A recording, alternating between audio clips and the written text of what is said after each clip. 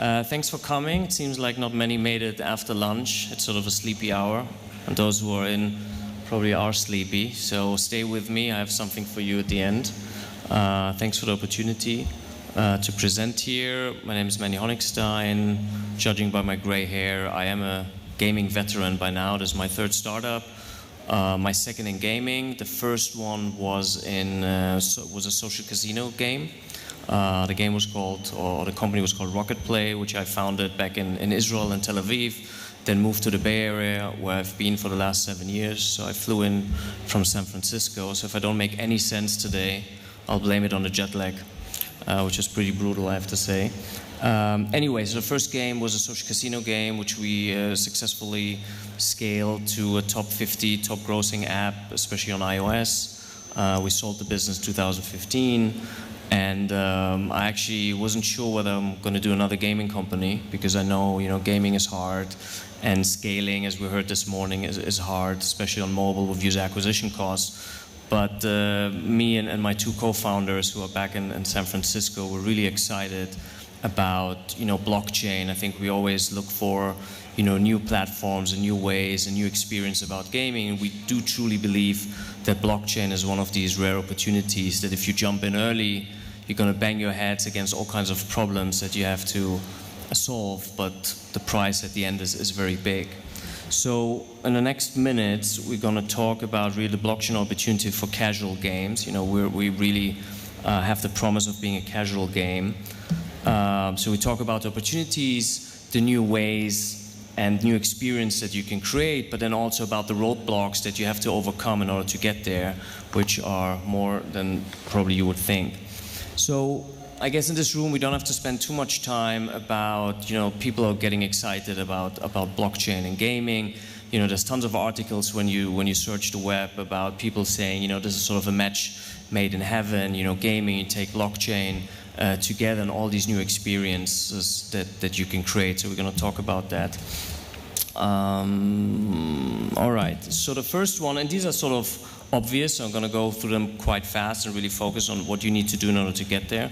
So the first one, as I think we heard today from Animoko brand, is you truly own something. And what does that mean? That really means, as we said earlier this morning, that if for whatever reason we as a game don't exist anymore, we don't support it anymore, you still really hold those digital items, digital weapons, digital assets, collectibles, you name it, you truly own it, which means that the gaming operator doesn't have control over it, and sort of it outlives however long we're going to support the game. That also means, for me, that it becomes much more useful and also much more valuable for a user to sort of to own these items. I think it all starts, with this true ownership.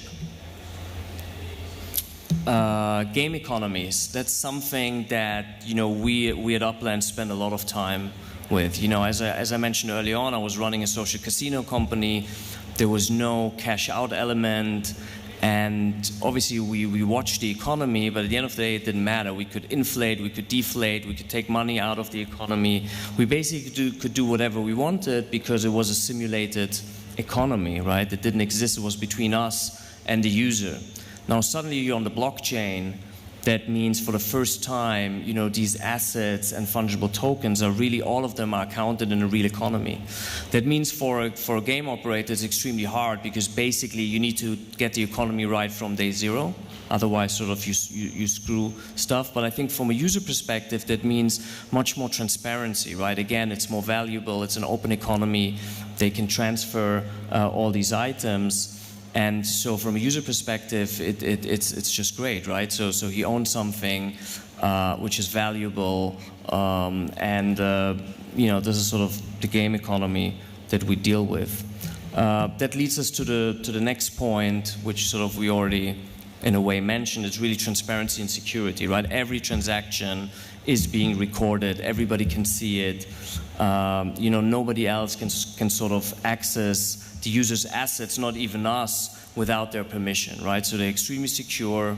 They're obviously on the ledger, and they're publicly, sort of the public record, and everybody can see it. So I think the theme here over the last two slides is really there's a sense of transparency that just hasn't existed before. Next one that I personally am really excited about is sort of the platform play. And again, I think the guy from Animoco Brands today talked about it. You know, if you think about what it means, you know, everybody wants to be a platform, right? Facebook, like whether it's social media or gaming, you know, you start with something, but then you wish that, you know, people will come and basically build on top of you on your platform. In order to create that, you used to, you know, you used to have like APIs and open up the platform at one point. But in this case, you know, it's basically already there because the assets are already on the blockchain, which means you don't have to do much in order to make your game a true platform. And I think we've seen this with some of the early games, you know, with some successes.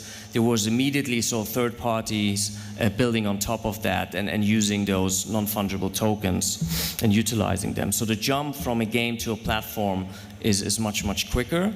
And so that's something that we're excited about as we think about, you know, what do we want to build over the next 2-3 years, and would love for others to sort of to build on top of what we're doing. And through blockchain, it's just way easier.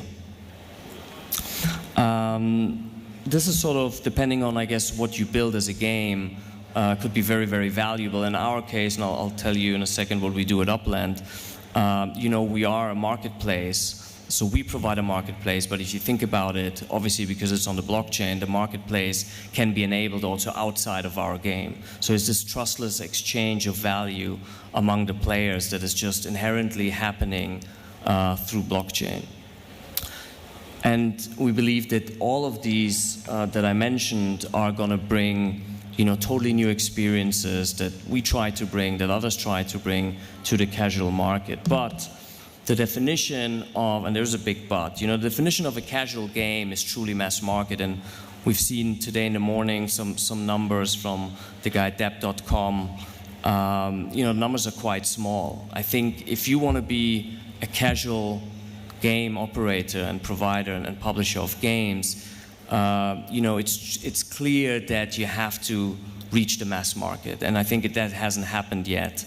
On the blockchain, and there are some important roadblocks that you have to overcome. And we at Upland, you know, we really literally wake up every morning, and this is what we have in mind. Like, how do we make our game truly mass market? So I want to guide you through a couple of sort of ideas and things that we deal with in order to get there.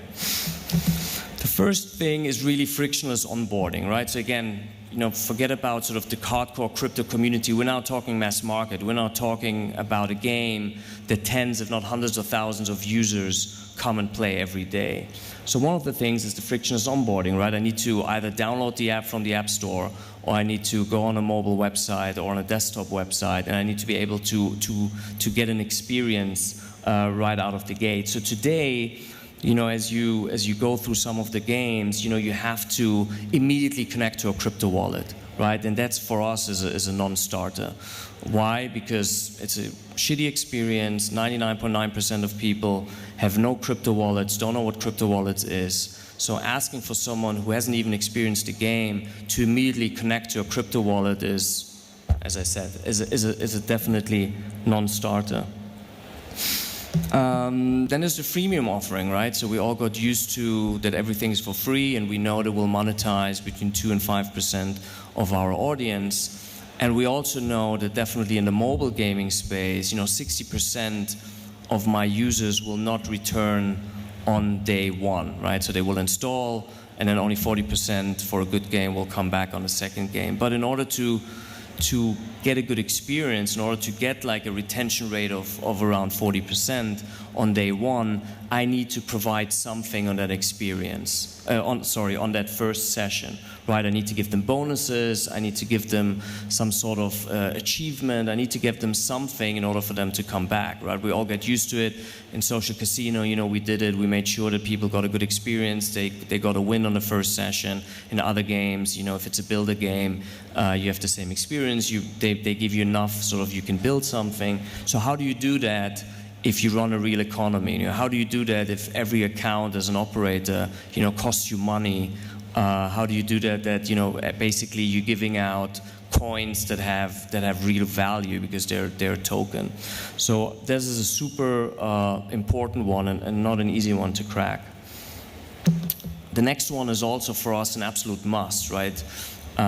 You'd have, in order to, in 2019, to be able to attract a mass audience, you have to allow for fiat in, and depending on what you do, maybe also fiat out if it's a marketplace. And again, that is totally crucial because most of the people either want to buy through the App Store or with a PayPal account or with a credit card, but it's easier said than done. I mean, I think these days I spend like 60% of my time talking about all kinds of, with all kinds of payment processors. And the word blockchain is sort of a red flag for them, right? They're like, oh, I can't, you know, you do blockchain, I don't know if I can work with you, I don't know if I can get you through my compliance department. So it's not that easy, especially if you want to mix crypto in and fiat in. But again, you know, the mass audience, the mass market, you have to allow them to buy with fiat. And also something that's not a technical hurdle, but really just a marketing point of view. How do you explain this amazing technology with very easy words, right? So we talked about true. Oops, sorry. We talked about you know, true ownership and what that means and the exciting stuff about that. You know, decentralization. Guess what? You know, again, the sort of average Joe doesn't care about that. You know, he doesn't understand maybe what blockchain is, maybe he doesn't care. So the way we think about it is almost like easing them in. You know, we try to create a game that is fun to play and easy to understand, even if you don't know anything about blockchain. And we almost think about it like powered by the blockchain. But explaining all the benefits in sort of a couple of bullets without the need for them, you know, reading some complicated white paper is not an easy task for the marketing department. And the last one is really you have to have a mobile first mindset, right? Casual gamers moved from desktop to Facebook platform to definitely to mobile. That's where they are. They're used to playing and downloading the game on you know, through the Apple Store, through Google Play, or through a mobile web, and how do you deal with that you know, your game experience is not dependent on a desktop wallet, right? It's like some of these early games out there, you know, you have to be on mobile and you have to be really sort of cross-platform. Again, easier said than done in a way. And so that's why one of the reasons why we really created Upland, maybe a couple of words about what we do, is so we really think that blockchain is an amazing opportunity. We do think that it allows for totally new gaming experiences, and that's why we founded Upland with the mission of really bringing blockchain to the mass market, right? I think there's a lot of new blockchains out there. Everybody's sort of dying for usage. Nothing scales as gaming, so the opportunity is there. The price at the end will be very big, but you have to overcome all these things. And so what we do is, you know, we create a location-based property trading game. So think about, you know, Hong Kong. We take the map of Hong Kong, we parcel it out, and then you as a user can come in, you can buy a property, you can trade it with other users. There is a collection mechanism on top of it, such as, you know, own 5 bars in Hong Kong, or own a property in Hong Kong and San Francisco and Paris. So stuff like that. And then there's a lot of discovery around location-based. So it's not as easy as you come in, you can buy whatever property you want. You have to be in that location, or there's a game piece. Without going into too many details, there's a game piece, and you have to make sure that game piece gets to a certain location. So at the essence, you buy, collect, and trade, you know, virtual real estate. We're powered by the EOS blockchain, and we're also backed by EOS VC, who have been a great partner for us. We're mass market focused. I think I made that point hopefully clear. We're based in the Bay Area with a development center in Eastern Europe. We're currently in a very closed beta, so we only allow people to come in San Francisco, buy properties there, and we have a couple of big releases coming out. So we'll hit sort of true mass market in the second half of 2019 with some quite amazing features coming. And if you're still awake, this is what I get you today. So you're one of the few. Currently, there's literally, we send out 120 invites to users. We have 119 who are in the game right now. Pretty amazing KPIs that sort of blow us away. So you go on your mobile phone. For now, it's just optimized for mobile. You can go on play.upland.me, and this is the access code that you have to type in, Pocket Gamer Upland. Love to hear your feedback. Again, just to make clear, this is a very, very early experience for right now. I don't know if I'm over time or under time, but this is sort of what I want to talk about, so thanks a lot. Get in touch. I think one of the reasons why we're excited about the Asian market. It's not something we can do by ourselves. So we're very focused on sort of the US, but we'd love to do something here as well. So if there's guys in the room, we'll talk about partnerships, publishing, all kinds of stuff. Reach out. I know I should probably have my Telegram out there, but I'm still old school, so this m@upland.me is my email address. Thank you. Thank you, Mani. So, any questions?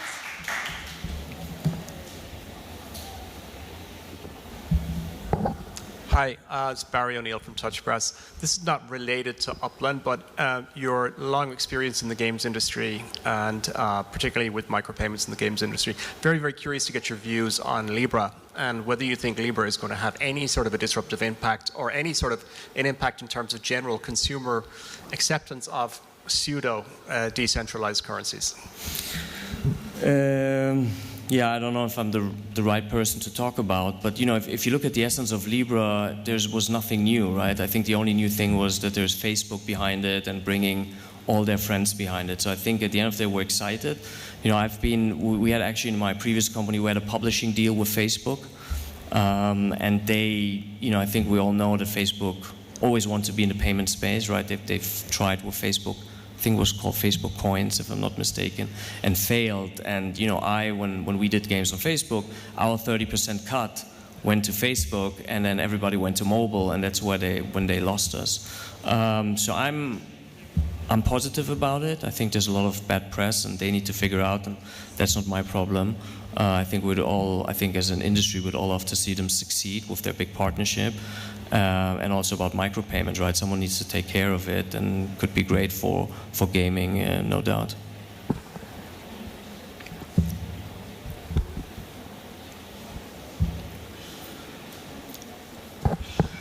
In one of the slides, you mentioned that a developer cannot change anything of an asset without the exclusive permission of the owner. But in most games, the assets need to be nerfed to balance the gameplay. So how does that actually happen if you need explicit permission from everyone to change an asset? So without going into too many details of how we solve some of the things, I think that relates to a bit, it's a regulatory issue, right? And maybe I should have had a slide on regulation as well.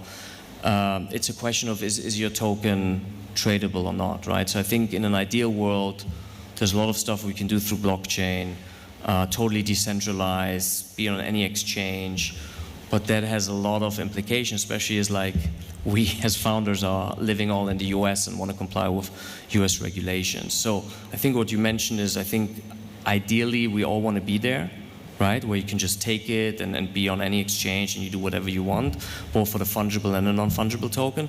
The reality is that it's just not there yet. So you have to restrict certain things in order to just be compliant. I think it's as easy as that.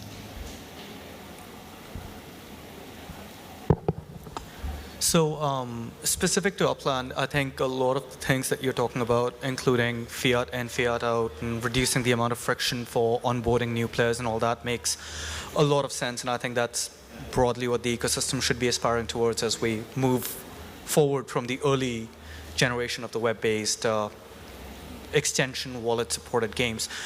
So as a company and as a product for Upland, are you guys broadly thinking about this as a consumer product which you want to push out to end users, or are you guys also thinking about sort of opening some of this up to other developers to build on top of it, considering you talked about some of the platform capabilities of a game itself early on, but there could be a larger potential. Yeah, so it's a good point. So we're currently really focused on pushing this out to consumers and be really a consumer, like mass market game, and hopefully the first one that really scales.